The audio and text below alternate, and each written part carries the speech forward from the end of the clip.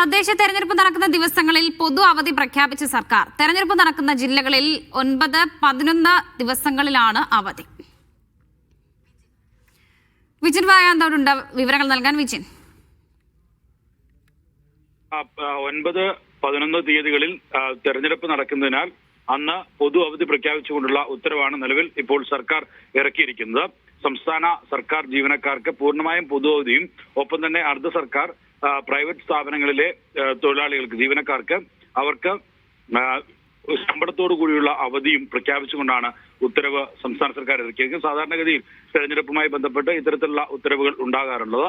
അതിന്റെ ഭാഗമായിട്ടാണ് ഇപ്പോൾ നിലവിൽ സംസ്ഥാന സർക്കാർ ഇങ്ങനൊരു ഉത്തരവ് ഇറക്കിയിരിക്കുന്നത്. ശരി വിജയൻ.